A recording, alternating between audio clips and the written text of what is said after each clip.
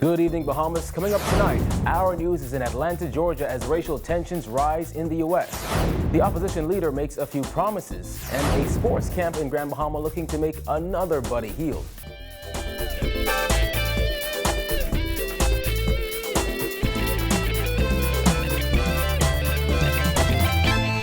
Welcome to our news. I'm Kyle Joaquin. Thanks for joining us.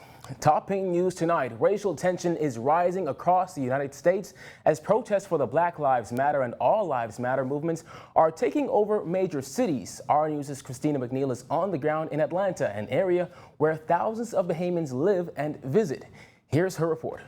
Thanks, Kyle. Well, thousands of protesters descended on Atlanta and other major U.S. cities yesterday, protesting police-involved shootings that left their black male victims dead. In the wake of this racial tension, the Bahamas Ministry of Foreign Affairs and Immigration has issued an advisory for Bahamians, especially young Bahamian men, traveling to the U.S. this summer. The statement advises young Bahamian men to exercise extreme caution in cities affected by fatal police shootings. In all interactions with police, Bahamians are advised to avoid confrontation and cooperate with officers while avoiding crowds and political demonstrations. Well, as protesters marched in Atlanta, Consul General Randy Roll encouraged Bahamians to take heed of the advisory. The main concern for us is, especially young Bahamian men that are traveling abroad, we wanted to make sure that, we remain focused while there. We don't get into anything that's happening in the United States, especially when you don't have to. Yeah, there is some unrest, but as Bahamians, we want to make sure, we want to stay focused. We're visitors to countries and we don't want to get caught up. And so I want to appeal to Bahamian men, like the ministry advised this morning, that it's very important to just stay out of it. Bahamians living in Atlanta say it is tragic that African Americans, men in particular, have increasingly found themselves the victims of violence at the hands of police. Years I've come to realize that despite whatever progress American society has made in terms of race relations, there is still a deeply embedded prejudice, a psychoculturally grounded denial of African essence, African quality, African equality. And I think it's tragic. Definitely concern with racial tensions. There's always concern, and I represent my country, and I'm a black woman. So, you need to take precautions as you need to and do what we can to solve these racial tensions. Atlanta is considered the home of the civil rights movement and nonviolence. Director of Special Events for the City of Atlanta, Ebony Barley, says the next step is to teach young people how to protest in a peaceful way. And so my office was created to protect protesters and marchers, and it's based on the First Amendment. So I know a lot about making sure you have a right to speak and to march and assemble, basically. And so we are a central place for this in Atlanta. And when things are unjust, best believe there is not just a group, but possibly a city of people that's ready to march and express their angst about any injustices against people of color, minorities, people who are disadvantaged in the country. And so Atlanta is the home of that. There are between 8,000 and 12,000 Bahamians in the jurisdiction of Consul General Roll. Yesterday, they would have seen thousands marching for justice on the streets of Atlanta, at times blocking off major roadways to make their voices heard.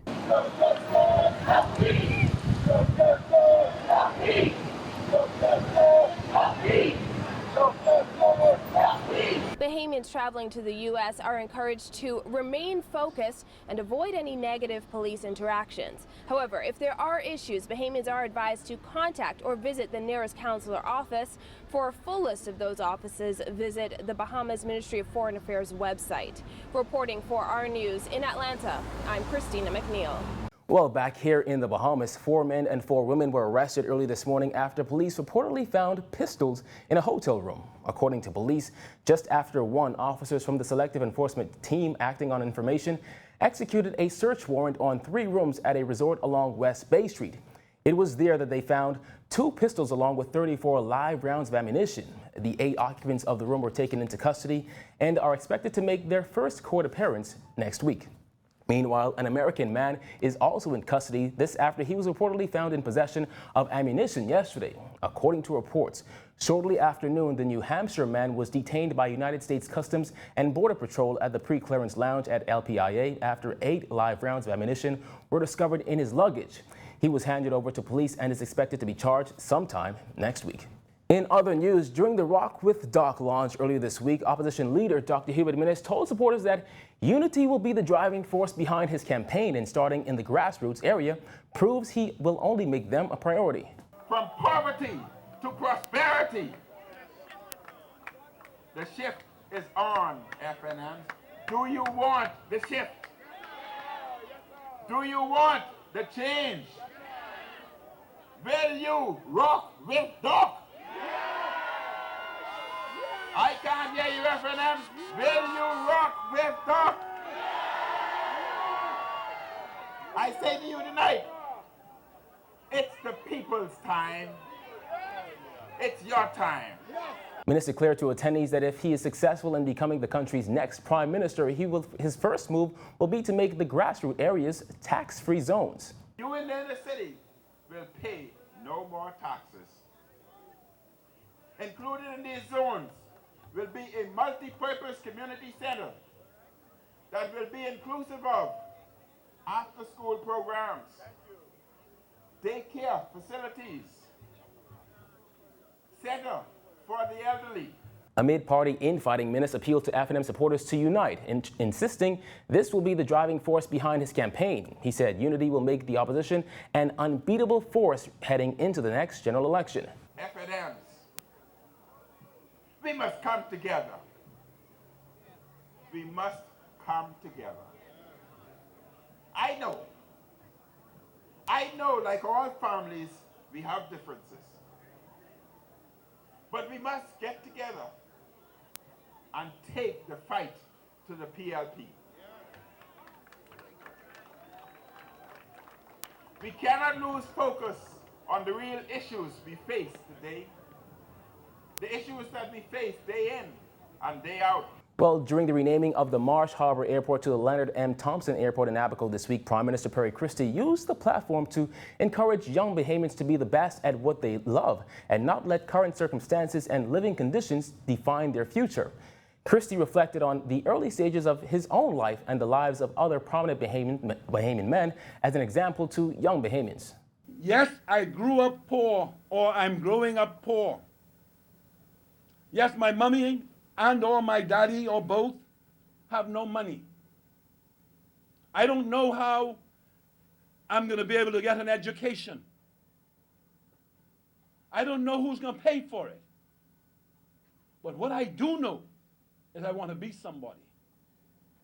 What I do know is there are others who lived before me who were just as poor as me.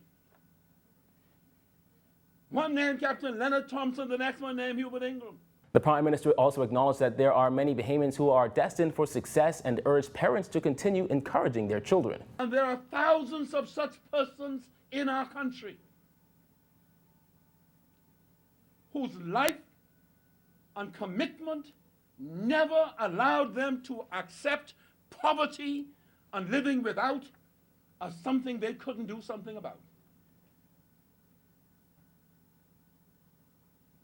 And the story of success that is embodied in the names that I called must prove to be